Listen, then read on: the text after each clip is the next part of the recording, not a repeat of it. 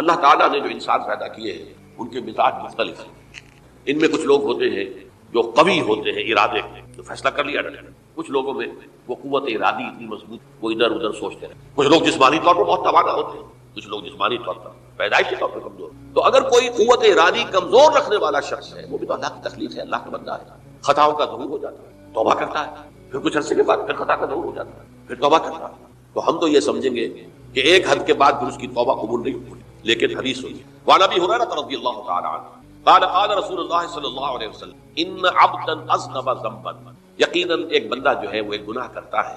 فقال, پھر وہ کہتا ہے رب اے میرے پروردگار, اذنبت فاغفر, مجھ سے گناہ ہو گیا ہے مجھے معاف. فقال ربہ, تو پروردگار یہ کہتا ہے اعلم عبدی ان له ربا یغفر الذنب ویأخذ به, میرا یہ بندہ یہ جانتا ہے کہ اس کا ایک رب ہے جو گناہ معاف بھی کر سکتا ہے اور سزا دے بھی سکتا ہے. کیا معنی گناہ اس نے کیا ہے لیکن جانتا ہے اللہ کہ وہ معاف بھی فرما سکتا ہے, تبھی تو وہ اللہ سے معافی کی درخواست کر رہا ہے. اس کے اس جاننے کی بنیاد پر, اس کے اس علم کی بنیاد پر, اس کے اس ایمان کی بنیاد پر فرمایا غفرت لعبدی, میں نے اپنے بندے کو معاف کر دیا. ثم مکث ماشاء اللہ, پھر وقت گزرا جتنا کہ اللہ نے چاہا. ثم اذنب ذنبا, پھر اس سے گناہ ہو گیا. فقال رب اذنبت ذنبا فاغفر, پھر کہتا ہے پروردگار مجھ سے گناہ ہو گیا, پھر مجھے معاف فرما دے. فقال ربہ, اللہ فرماتا ہے عالم عبدی ان له ربا یغفر الذنب ویأخذ, میرا بندہ ہے نا جو جانتا ہے کہ اس کا ایک رب ہے, ایمان باللہ اس کے اندر ہے, تبھی تو پکار رہا ہے, اور یہ بھی جانتا ہے کہ وہ گناہ معاف بھی کر سکتا ہے اور چاہے تو پکڑ بھی سکتا, سزا بھی دے سکتا. تو فرمایا, اللہ تعالیٰ فرماتے ہیں میں نے فرمایا میں نے معاف کر. ثم مکث ما شاء اللہ, پھر ایک عرصہ گزرا اس کے بعد. ثم اذنب ذنبا, پھر اس نے گناہ کیا. قال رب اذنبت ذنبا آخر, اس نے کہا پروردگار میں نے تو پھر ایک اور گناہ کر دیا, فاغفر لی, مجھے بخش دے. فقال اعلم عبدی ان له ربا یغفر الذنب ویأخذ, میرا بندہ جانتا ہے نا کہ اس کا ایک رب ہے جسے وہ پکار رہا ہے, اور وہ جانتا ہے کہ اسے اختیار حاصل ہے کہ چاہے تو بخش دے اور چاہے تو پکڑ دے. اس کے اس علم اس ایمان کی بنیاد پر میں نے اسے معاف کر. ایک اور حدیث میں نے چونکہ اس گفتگو کے لیے ان احادیث کا تفحص کیا ہے, تو بہت ہیں حدیثیں, میں نے ان میں سے کچھ چنی ہے. ہمارے پاس واعظ ناصح وہ بھی کسی شخص کو روکتے رہے, برائیوں سے روکتے رہے, نہیں رکتا, تو کہیں غصے میں آ کے اللہ تجھے کبھی معاف نہیں کرے. یہ کتنا بڑا جرم ہے, اس کا اندازہ کیجیے سر. تو میرے بندے کو میری رحمت سے مایوس کر رہے ہیں, کتنا بڑا جرم ہے, اس کا اندازہ کیجیے. یہ مسلم شریف کی روایت ہے عن جندب, حضرت جندب رضی اللہ تعالیٰ عنہ سے, ان رسول اللہ صلی اللہ علیہ وسلم حدث, کہ اللہ کے رسول صلی اللہ علیہ وسلم نے ایک واقعہ بیان کیا.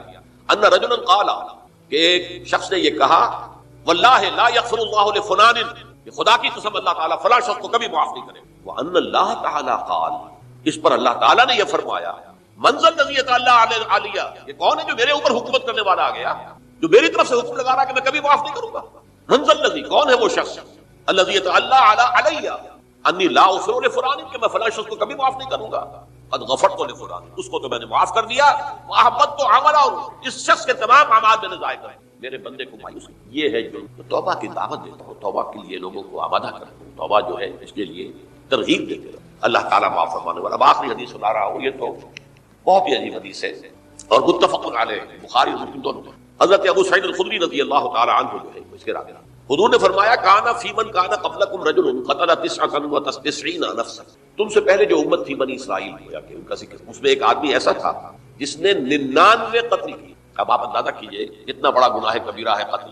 قرآن مجید میں آتا ہے فکانما قتل الناس جميعا, اگر ایک انسان کو بھی ناحق قتل کر دیا گیا تو یہ ایسی ہے گویا کہ اس نے پوری نوع انسانی کو قتل, اس نے 99 قتل کیا. فہل لہ من توبۃ, پھر اس کے بعد یہ ہوا کہ اس کے اندر توبہ کا جذبہ پیدا ہوا.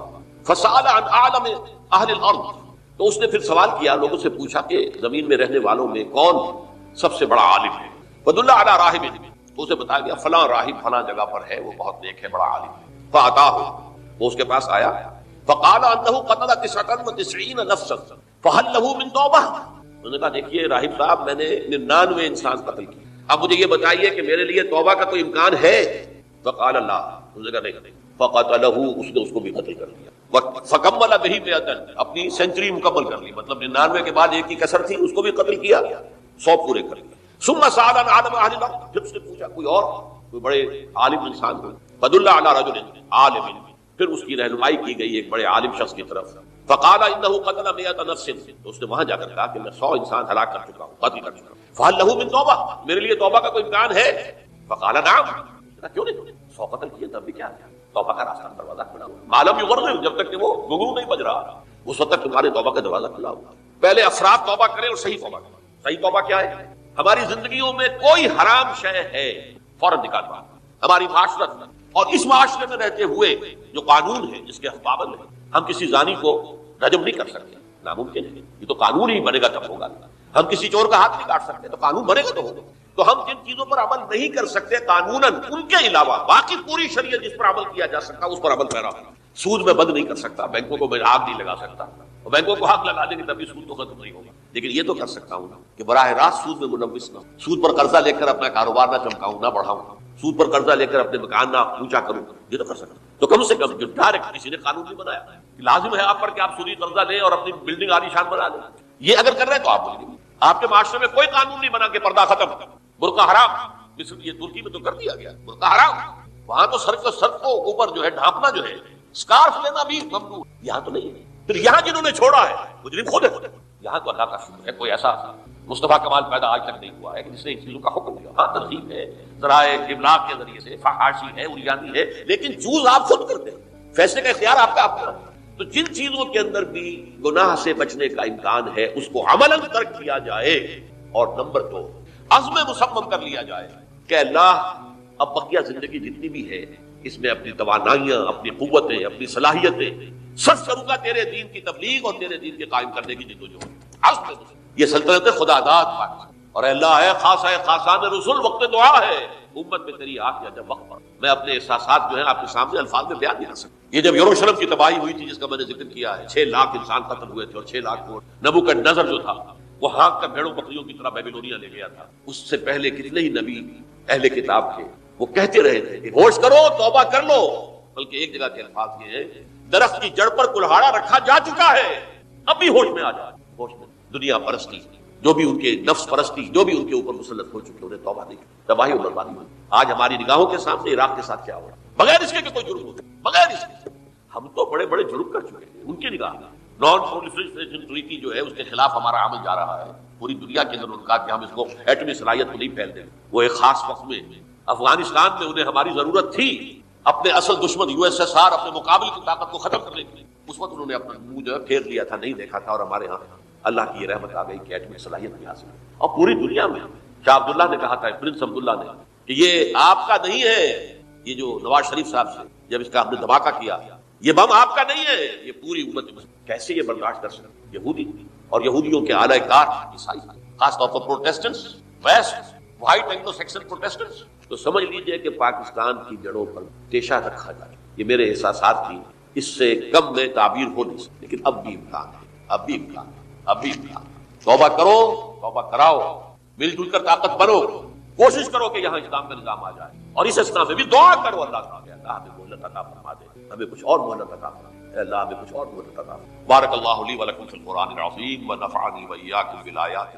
اسلامی معاشرے یا ریاست کا جو پہلا ستون ہے، رکن رکین، وہ تو سورہ حجرات کی پہلی آیت میں آ گیا، اللہ اور اس کے رسول کی اطاعت بلا چون و چرا، جہاں حکم خدابندی اور حکم رسول آ جائے رک جانا، کوئی قانون قاعدہ، کوئی اللہ کی کتاب اور رسول کی سنت کے منافی نہ ہو۔ لیکن یہ دستوری اور قانونی بنیاد ہے۔ ملی زندگی، حیات ملی میں ایک اور ضرورت بھی ہو، اس لیے کہ انسان میں جذبات بھی، مختلف افراد کو جوڑنے کے لیے ایک سیمنٹ سبسٹنس چاہیے، اور وہ جذباتی، کسی شخصیت کے ساتھ جذباتی لگاؤ، کسی قومی ہیرو کے ساتھ محبت، یہ باندھتی ہے ایک دوسرے، ان کے نقش قدم پر چلنے کی کوشش، انہیں امیٹیٹ کرنا، گاندھی کا انداز اختیار کرنا، نہرو کیپ اختیار کر لینا، جناح کیپ اختیار کر لینا، نہرو کٹ واسکٹ پہننا، ماؤ زیتون کا جیکٹ پہننا، سب کیا ہے؟ پھر 50 گز اونچے مجسمے گاندھی کے بنانا،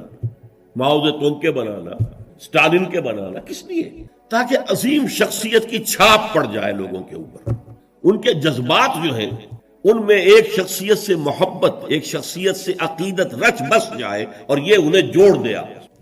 یہ ایک ضرورت ہے، اسی لیے میں نے آپ کو یہ ساری مثالیں بتائیں۔ کیوں بتائیں؟ یہاں تک کہ اگر کوئی ہیرو نہ ہو تو ہیرو بنانا پڑتا ہے، تاکہ اس ہیرو کی ہیرو ورشپ، تو ورشپ کا لفظ تو بہرحال ہمارے لیے درست نہیں ہے، لیکن اس ہیرو سے محبت، اس کے اتباع کا جذبہ، اس کا احترام، اس کا ادب، یہ در حقیقت انسانی ثقافت اور تہذیب کی بنیاد بنتی ہے۔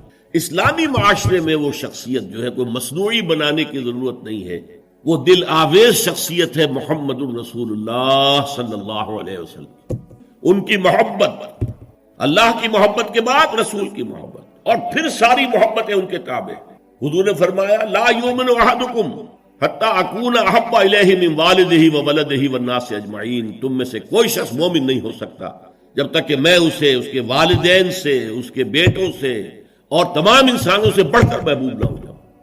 اور قرآن مجید میں آپ کو معلوم ہے آیت نمبر 24 سورہ توبہ کی، وہاں تو بہت زبردست دھمکی آئی ہے۔ قُلْ إِنْ كَانَ آبَاؤُكُمْ وَأَبْنَاؤُكُمْ وَإِخْوَانُكُمْ وَأَزْوَاجُكُمْ وَعَشِيرَتُكُمْ وَأَمْوَالٌ اقْتَرَفْتُمُوهَا وَتِجَارَةٌ تَخْشَوْنَ كَسَادَهَا وَمَسَاكِنُ تَرْضَوْنَهَا أَحَبَّ إِلَيْكُم مِّنَ اللَّهِ وَرَسُولِهِ وَجِهَادٍ فِي سَبِيلِهِ فَتَرَبَّصُوا حَتَّىٰ يَأْتِيَ اللَّهُ بِأَمْرِهِ وَاللَّهُ لَا يَهْدِي الْقَوْمَ الْفَاسِقِينَ۔ اے نبی ان سے کہہ دیجئے دیکھو سن رکھو، اگر تمہیں اپنے باپ، اپنے بیٹے، اپنی بیویاں، اپنے رشتہ دار، اپنے بھائی، اور وہ مال جو تم نے بڑی محنت سے جمع کیے ہیں، اور وہ کاروبار جن میں کساد کا، مندے کا خوف رہتا ہے، اور وہ حویلیاں اور کوٹھیاں اور محل جو تم نے بنائے ہیں بہت محبوب ہیں، اگر یہ 8 چیزیں محبوب تر ہیں اللہ سے اور اس کے رسول سے اور اللہ کی راہ میں جہاد کرنے سے، تو جاؤ دفع ہو جاؤ، ادھر بیٹھو یہاں تک کہ اللہ اپنا فیصلہ سنا دے، اور اللہ ایسے ناہنجاروں کو ہدایت نہیں دیتے۔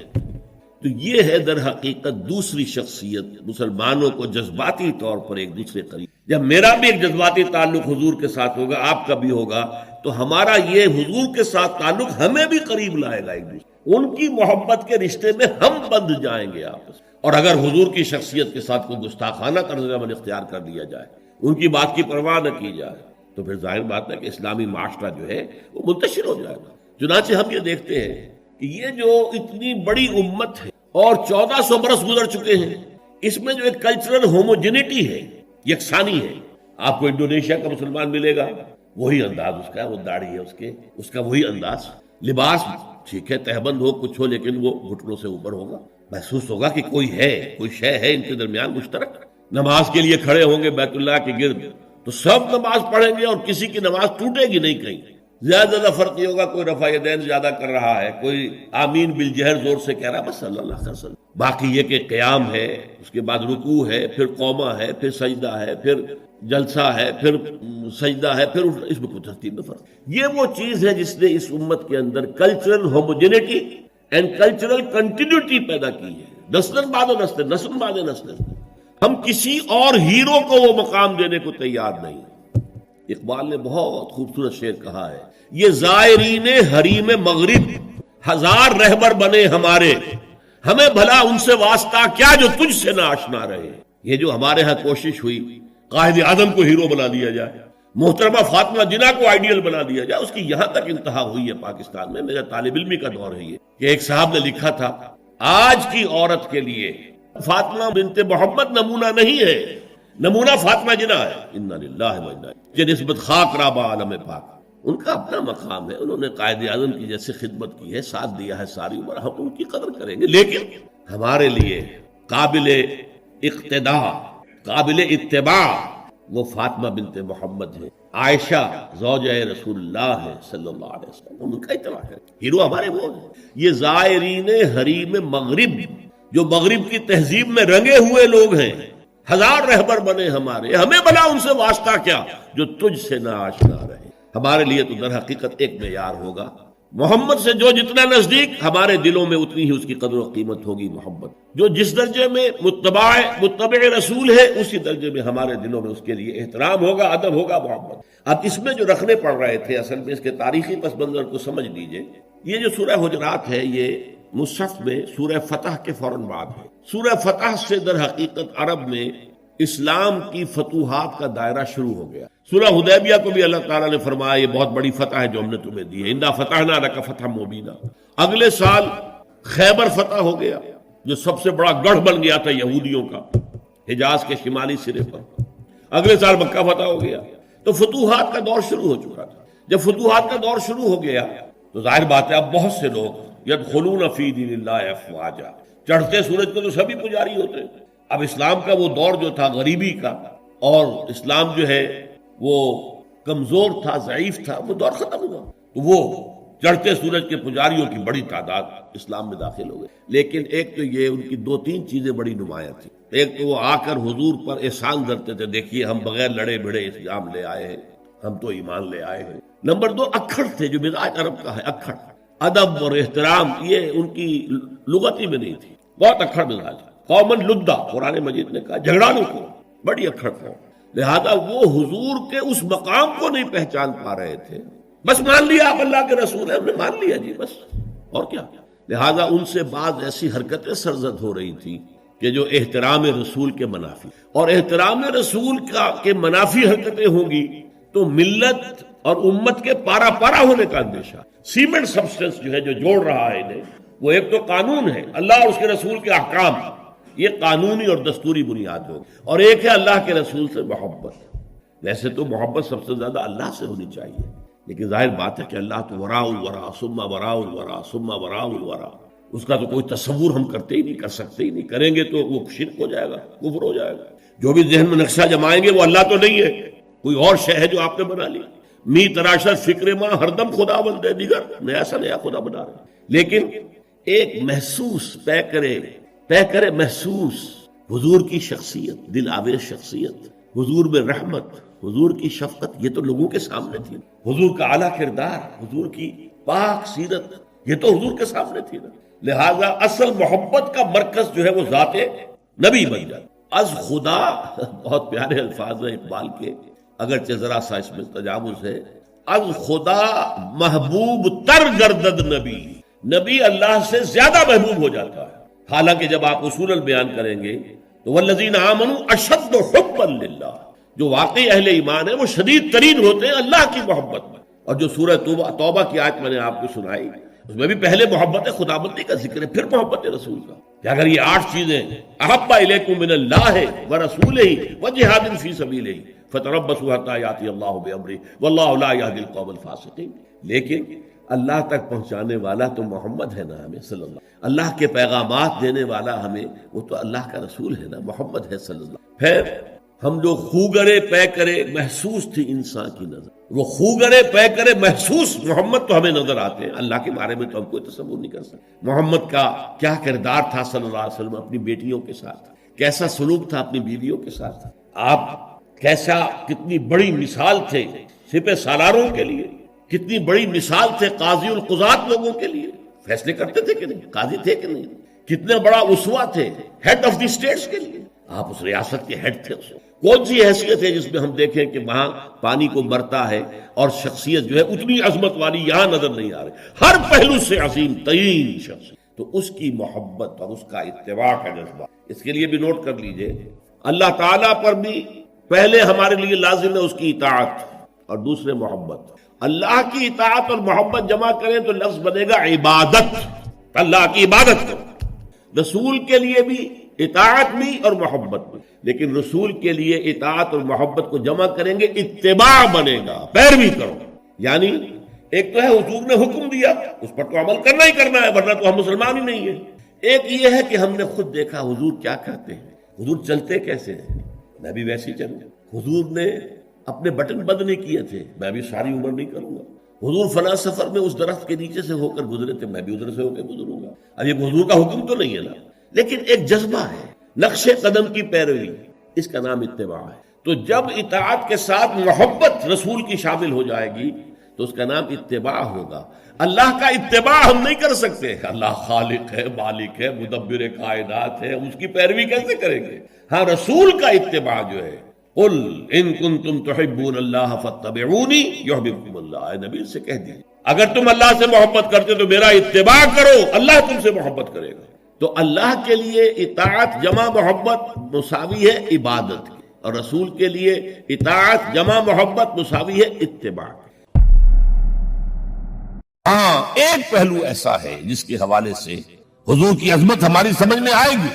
حضور ایک انسان کی حیثیت سے کیا تھا، ایک باپ کی حیثیت سے آپ کا کیا طرز عمل تھا. ذرا یاد کیجئے، جگر گوش ہے رسول حضرت فاطمہ بطول رضی اللہ تعالیٰ عنہ، وہ حاضر ہوتی ہے، ابا جان دیکھیے چکی پیس پیس کر یہ گھٹے پڑ گئے میرے ہاتھ میں، یہ کنویں سے پانی لاتی ہوں، مشکیزیں کہ یہاں پر بندیاں پڑ گئی. حضور اب تو عام لوگوں پر بھی آسانیاں ہیں، لوگوں کے ہاں غلام آ گئے ہیں، کنیزیں آ گئی ہیں، مال و دولت آ گئی ہے، مجھے بھی کوئی غلام کنیز عطا ہو جائے۔ اس میں تو کیٹیگوریکل میرا جواب ہے کہ قطعاً نہیں، بلکہ یہ بدعت ہے، یعنی یہ بجائے آپ کو کوئی ثواب دلانے کے الٹا جو ہے آپ پر گرفت ہو جائے گی، ایسی کوئی چیز صحابہ سے ثابت نہیں ہے۔ اور ہمارا دین وہی ہے، ما انا علیہ واصحابی، رسول نے فرمایا جس چیز پر میرا عمل ہے اور میرے صحابہ کا ہے، دین تو اصل میں وہی ہے۔ جہاں تک ایصال ثواب کا تعلق ہے، اس میں ہمارے ہاں ذرا کافی مختلف آراء موجود ہیں۔ مجھے اس رائے سے اتفاق ہے کہ مالی اگر کوئی عبادت ہے، اس کا ثواب آپ اپنے کسی فوت شدہ بزرگ کو منتقل کر سکتے ہیں۔ مطلب آپ نے کسی بیوہ کی کوئی مدد کی ہے، کسی یتیم کی کوئی مدد کی ہے، کسی دینی کام میں پیسہ لگایا ہے، کوئی صدقہ جاریہ شروع کیا ہے خدمت خلق کے لیے وغیرہ وغیرہ، تو اس کی تو جو ہے اس کے ثواب کو منتقل کیا جا سکتا ہے کہ اللہ اس کا ثواب میرے والد یا میری والدہ کے منہ کو پہنچا دے۔ جسمانی نہیں، آپ نماز پڑھ کے کہیں اس کا ثواب، یا روزہ رکھ کر کہیں کہ اس کا ثواب، یا یہ کہ آپ قرآن پڑھ کر کہیں، یہ آپ ہی کو ثواب ہوگا، آپ خود پڑھیں گے آپ کو ثواب ہوگا۔ البتہ ایسے تمام افعال کے بعد جب آپ اللہ سے دعا کریں گے، یہ نہیں کہیں گے کہ میرے اس فعل کا ثواب منتقل کر دے، اے اللہ میرے والدین کی مغفرت فرما، تو یہ کوئی نیک کام کرنے کے بعد جو ہے اس دعا کی تاثیر جو ہے وہ بڑھ جاتی ہے۔ بس اس پہلو میں انڈائریکٹلی اس کا ایک تعلق بن جائے گا، ورنہ یہ کہ وہ اس طریقے سے بچوں کو بلانا اور پڑھانا اور یہ جو ہے سوئم میں کرنا اور قرآن خوانی کی محفلیں، یہ سب بدعات ہیں اور یہ در حقیقت دین میں اضافے ہیں اور ان کی کوئی حقیقت نہیں۔ دیکھیے، انسانی زندگی کے یہ 3 دور ہیں: حیات دنیاوی جو ہماری پیدائش سے شروع ہو کر اور ہماری موت پر ختم ہو جائے، پھر حیات برزخی موت سے لے کر قیامت کے دن تک، اور پھر حیات اخروی ہے قیامت میں ریزریکشن کے بعد سے وہ زندگی جو ہے جو جنت یا دوزخ کی ہے۔ اس میں ان دونوں زندگیوں کے بارے میں تفصیل سے کوئی بات کرنا بالکل غلط ہے اور اس سے فتنے پیدا ہو۔ ظاہر بات ہے کہ قبر، جسم تو قبر میں رہتا ہے، اس میں تو کوئی شک ہی نہیں ہے، روح کہاں جاتی ہے؟ کیا وہ بھی قبر ہی میں رہتی ہے یا کہیں اور چلی جاتی ہے؟ قرآن مجید میں سجین اور اعلیٰ علیین کا ذکر موجود ہے، لیکن یہ تمام چیزیں متشابہات میں سے ہیں۔ یہ تمام چیزیں قرآن مجید میں سورہ آل عمران کے شروع میں بیان کیا گیا ہے کہ ہم نے یہ کتاب اتاری ہے، اس میں کچھ آیات محکمات ہیں، کچھ متشابہات ہیں۔ وہ متشابہات کا ایگزیکٹ مفہوم جاننا اس وقت ہمارے لیے ممکن نہیں ہے۔ یہ تو جب اس عالم میں ہم پہنچیں گے تو معلوم ہوگا کہ ہاں یہ بات تھی کہ جو قرآن مجید میں اس طور سے، لیکن یہ کہ اس وقت جو ہے جتنا کچھ ہمیں حدیث صحیح میں مل جائے یا قرآن میں مل جائے، اس عالم برزخ میں بھی یہ تو ہوتا ہے کہ جو نیک لوگ ہیں انہیں کچھ نہ کچھ جو ہے اثرات اچھے ان پر پڑتے رہتے ہیں، ان کی ارواح پر کہہ لیجئے، اور کچھ جو برے ہیں ان کے اوپر جو آخری انجام ہونا ہے اس کی کچھ ریفلیکشن ہوتی رہتی ہے، جس کو حدیث میں کہا گیا ہے کہ ہر قبر جو ہے وہ یا تو جنت کے باغیچوں میں سے ایک باغیچہ ہے یا دوزخ کے گڑھوں میں سے ایک گڑھا ہے، یا کہیں کہہ دیا جاتا ہے کہ کھڑکی کھول دی جاتی ہے اس میں، یا جنت کی طرف سے ٹھنڈی ہوائیں آئیں، خوشبوئیں آئیں، اور یا دوزخ کی طرف سے کہ آگ کی لپٹ آئے۔ دوزخ میں داخل ہوں گے قیامت کے بعد ہی اور جنت میں داخل ہوں گے قیامت کے بعد ہی، لیکن اس کے کچھ آثار پڑنے شروع ہو جاتے ہیں، وہ جس کو انگریزی میں آپ کہتے ہیں coming events cast their shadows before, بعد میں آنے والے واقعات جو ہیں ان کے کچھ سائے جو ہیں پہلے سے آنے شروع ہو جاتے ہیں۔ تو اسی طرح سمجھیے کہ جو کچھ آخرت میں کسی انسان کے ساتھ ہونا ہے اس کا ایک عکس جو ہے وہ عالم برزخ میں شروع ہو جاتا ہے۔ اسی لیے قرآن مجید میں یہ بھی آیا ہے کہ یہ جو آل فرعون تھے یہ صبح و شام جہنم پر پیش کیے جاتے ہیں، اور قیامت کے دن پھر کہہ دیا جائے گا ادخلوا آل فرعون نار، ان کو داخل کر دو آگ کے اندر۔ وَوَصَّيْنَا الْإِنسَانَ بِوَالِدَيْهِ، اور ہم نے وصیت کی ہے انسان کو اس کے والدین کے بارے میں۔ یہ بھی فطرت انسانی میں ہے، والدین کا شکر ادا کرنا، والدین کے حقوق تسلیم کرنا، ماننا، ان کی خدمت کرنا۔ بچپن میں انہوں نے انگلی پکڑ کر تمہیں چلایا تھا، اب ہو سکتا ہے بوڑھے باپ کو انگلی پکڑ کر آپ کو چلانا پڑے، تو اس کو اپنی طرح منسوخ کیا۔ کیوں؟ اگر حضرت لقمان کہتے تو اس میں ذرا جھجک والی بات تھی کہ اپنے حقوق اپنے بچے کو بتا رہے ہیں۔ اللہ نے مضمون کی تکمیل کے لیے وَوَصَّيْنَا الْإِنسَانَ بِوَالِدَيْهِ، اس سے پہلے سورہ عنکبوت میں آیا ہے وَوَصَّيْنَا الْإِنسَانَ بِوَالِدَيْهِ حُسْنًا، ہم نے انسان کو وصیت کی ہے والدین کے حق میں بھلائی کی، نیک سلوک کی۔ اچھا، والدین میں سے والدہ کا معاملہ والد کے مقابلے میں بہت بڑھتا ہے۔ والد کو آپ کو معلوم ہے جو بھی ایک تعلق ہوا بیوی سے، اس کے بعد کا جو سارا معاملہ ہے وہ تو ماں کے پیٹ میں ماں کا خون چوس کر وہ بچہ پل رہا ہے. حملتہ امہ وہنا علی وہن، اسے اٹھائے رکھا اس کی ماں نے کمزوری پر کمزوری جھیل کر. وفصالہ فی عامین، پھر 2 سال تک جوک کی طرح چمٹا رہا ہے اور اس کا دودھ پیتا رہا ہے، اس کی توانائی سٹ کرتا. لہذا والدہ کا حق والد کے مقابلے میں ایک حدیث نبوی کی روح سے 3 گنا ہے. یہ بہت اہم نکتہ ہے. یہ ایک حدیث میں آتا ہے کہ ایک صحابی نے حضور سے پوچھا، حضور میرے حسن سلوک کا اولین مجتہد کون ہے؟ فرمایا تیری ماں. کہا ان کے بعد؟ اور فرمایا تیری ماں. اسی مرتبہ پوچھا ان کے بعد؟ تیری ماں. چوتھی مرتبہ پوچھا تو کہا تیرا باپ. گویا کہ والدہ کا حق، اس کی خدمت، اس کے ساتھ نرمی، کہیں اس کے دل کو ٹھیس نہ پہنچا دے. اس کے کہ بڑا سخت قسم کا نفسیاتی معاملہ ہوتا ہے. آپ کو معلوم ہے جب بچے تھے ہم تو اپنے والدین کی محبت کا مرکز تھی. ان کی ساری محبت ہم پر مرکوز تھی. ہم بھی کی شفقت کو مانتے تھے. ہماری شادی ہو گئی، اولاد ہو گئی تو ہمارا ایک نیا مرکز محبت وجود میں آ گیا. بیوی سے محبت ہے، اولاد سے محبت. اب بوڑھے والدین کے اندر پیاس پیدا ہوئی محبت. یہی ہمارے ہاں ساس بہو کا جھگڑا جو اس کی اصل بنیاد نفسیاتی ہے کہ ان کے دلوں میں پیاس. اب اگر ان کی دلجوئی کی جائے، ان کو وقت دیا جائے، ان کے پاس بیٹھا جائے، ان کی باتیں سنی جائیں، تب تو ان کو اس لفظ جو ہے تسکین ہوتی ہے. ورنہ ایک بڑا احساس محرومی شدید پیدا ہو جا رہا ہے. یہی وجہ ہے کہ صرف 2 چیزیں ہیں جن کا محض دیکھنا تعظیم اور محبت کے ساتھ موجب ثواب ہے عبادت. خانہ کعبہ کو محض دیکھنا عبادت ہے، بیٹھ کر تعظیماً دیکھتے رہو، طواف بھی نہیں کر رہے، ایک عبادت. اور بوڑھے والدین کو محبت بھری نگاہ سے دیکھنا عبادت. تو یہاں اللہ صاف فرما رہا اشکر لی بھلے والدین، پہلا شکر میرا ہے، خالق میں ہوں. والدین کے دل میں شفقت میں نے ڈالی ہے، مقدم شکر میرا ہوگا. بھلے والدین، مخلوق میں سب سے زیادہ شکر والدین. اور یہ قرآن میں 5 جگہ آیا ہے. وَقَضَىٰ رَبُّكَ أَلَّا تَعْبُدُوا إِلَّا إِيَّاهُ وَبِالْوَالِدَيْنِ إِحْسَانًا. سورہ بنی اسرائیل، سورہ بقرہ میں ہے، سورہ نساء میں. ان اشکر لی وَلِوَالِدَيَّ إِلَيَّ الْمَصِيرُ. لوٹنا تو میری طرف ہے، میں حساب لے لوں گا کہ تم نے میرا بھی شکر ادا کیا تھا یا نہیں، اور اپنے والدین کا بھی شکر ادا کیا تھا یا نہیں. اب دیکھیے 2 چیزیں آئی، ایک شکر اللہ کا اور اس کا تقاضا شرک نہ ہو، ایک شکر والدین کا. اگر یہ دونوں چیزیں ٹکرا جائیں، کس قدر منطقی ربط ہے قرآن مجید کی آیات. والدین حکم دے رہے شرک کرو، کیا کرے؟ آپ کے علم میں ہوگا حضرت سعد بن ابی وقاص رضی اللہ تعالی عنہ 10 مبشرہ میں نوجوان تھے، ایز اے ٹین ایجر ایمان لائے ہیں حضور. باپ کو فوت ہوئے عرصہ ہو گیا تھا. ماں نے بڑی محبت سے مال بہت چھوڑ گیا تھا، باپ ناز و نام میں پالا. اب سعد ایمان لے آئے حضور پر. والدہ نے کہا تم نے اپنے باپ کے دین کو چھوڑ دیا، میں جان دے دوں گی اگر تم اس سے واپس نہ آئے. اور اپنے مشرکانہ عقائد کو تم نے دوبارہ اختیار کر لیا، مرن برت رکھ لیا. اب کیا بیت رہی ہوگی، کس قدر سلیم الفطرت نوجوان تھا سعد، جو نوجوانی میں حضور پر ایمان. لیکن فطرت کے اندر جو چیز مثبت تھی، والدین کا ادب، اللہ جسے اپنی طرف منسوب کر رہا ہے وہ فطرت ہے. اب یہ ٹکرا رہے ہیں، کیا کریں؟ آیت نازل ہوئی، اور یہ آیت سورہ عنکبوت میں بھی ہے. جیسا کہ میں نے بیان نہیں، یہاں اگر وہ تمہیں مجبور کرے، جاہدا کا لفظ بھی یہاں پہ نوٹ کیجئے. اگر تم سے جہاد کرے، یہ جہاد صرف مسلمان نہیں کرتا، جہاد تو کافر بھی کرتا ہے، مشرک بھی کرتا ہے. لیکن جہاد ہے، مجبور کر رہے، پریس کر رہے کہ اپنے آبائی دین میں واپس آ جائے. مصعب بن عمیر کو برہنہ مادر ذات کر کے چچا نے نکال دیا. نہایت ناز و نام نے پلا ہوا نوجوان. نہرو جی کے بارے میں کہا جاتا ہے ان کے کپڑے پیرس سے سل کر آتے تھے.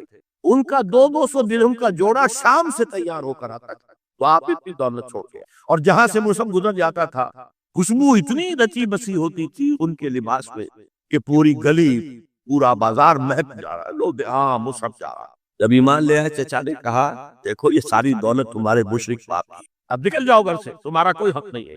اٹھ کر چلنے لگے. کہا یہ کپڑے جو تمہارے جسم پر ہیں وہ بھی اسی مشرک باپ کے، اتار دو. مادر ذات برہنہ ہو کر ماں کے پاس انہوں نے آنکھوں پر ہاتھ رکھے. وہ سب کیا ہوا ہے؟ کہا ماں میں موحد ہوں. یہ ہے توحید. موحد اپنے آپ کو سمجھنا کچھ اور ہے. زندہ قوت سی زمانے میں یہ توحید کبھی. اور اب کیا ہے؟ فقط ایک مسئلہ علم کلام. وَإِن جَاهَدَاكَ عَلَىٰ أَن تُشْرِكَ بِي مَا لَيْسَ لَكَ بِهِ عِلْمٌ فَلَا تُطِعْهُمَا. اچھا یہ 2 الفاظ آتے ہیں شرک کے بارے میں. مَا لَيْسَ لَكَ بِهِ علم، تمہارے پاس کوئی علم نہیں ہے ان ہستیوں کے بارے میں جن کے بارے میں کہا جاتا ہے کہ وہ خدا کے شریک. عقلاً جو ہے یہ عقل انسانی تسلیم نہیں کرتی. ایک ہی ارادہ ہے، ایک ہی اسکیم ہے، ایک ہی حکمت ہے، ایک ہی پلان ہے جو پوری کائنات کو اپنے احاطے میں لیے ہوئے. یا کہا جاتا ہے ما لم ينزل به سلطانا، کسی ایسی ہستی کو شریک نہ کرو جس کے لیے اللہ نے کوئی سند نہیں اتاری. اللہ اگر کہتا ہے میرے ساتھ یہ بھی شریک ہے تو ٹھیک ہے، ہم اللہ کو سجدہ کرتے ہیں، اس کو بھی کرتے ہیں. جیسے کہ حضور سے کہلوایا گیا ان کان للرحمن ولد فانا اول العابدین، اگر رحمان کا کوئی بیٹا ہوتا سب سے پہلے میں عبادت کرتا ہوں. کوئی نہیں ہے، نہ بیٹا ہے نہ بیٹی ہے. قل هو اللہ احد اللہ الصمد لم یلد ولم یولد ولم یکن له کفوا احد. تو فرمایا وَإِن جَاهَدَاكَ عَلَىٰ أَن تُشْرِكَ بِي مَا لَيْسَ لَكَ بِهِ عِلْمٌ فَلَا تُطِعْهُمَا. لیکن یہی توازن دیکھیے، یہ صرف اللہ کے کلام میں ہو سکتا ہے. یہ نہیں کہ پھر ان کو دفع کرو، ان سے کوئی تعلق نہ رکھو. نہیں، صاحبهما فی الدنیا معروفا، ان کا کہنا تو مت مانو اس معاملے میں. اللہ کا حق احق ہے، بالا تر ہے، لیکن ان کے ساتھ دنیا میں رہو معروف طریقے سے، ان کے حقوق ادا کرو. چاہے مشرک ہے والدین، چاہے کافر ہے والدین، ان کی خدمت تمہارے ذمے ہے، ان کی ضروریات پورا کرنا تمہارے ذمے ہے اپنے مقدرت کے مطابق. صاحب ما فی الدنیا معروفا اور واتبع سبیل من اناب الی، پیروی والدین کی ضروری، اطاعت والدین کی لازمی نہیں ہے. لا طاعت لمخلوق فی معصیت الخالق، کسی مخلوق کی اطاعت نہیں کی جا سکتی اگر اس سے خالق کی معصیت لازم آ رہی. تو والدین کے لیے بھی ہے، اطاعت مطلق نہیں ہے، پیروی ان کی ضروری نہیں ہے. پیروی اس کی کرو جس نے اپنا رخ میری طرف کر دیا. ابھی اللہ کا کلام چل رہا ہے درمیان میں جو آیا ہے، اتباع اس کی. دیکھو کون ہے جس نے اپنا رخ میری طرف کر لیا ہے، پیروی اس کی کرو، والدین کی نہیں. معاویہ کون ہے؟ وہ خود ایک صحابی رسول ہے، جلیل القدر صحابی رسول ہے.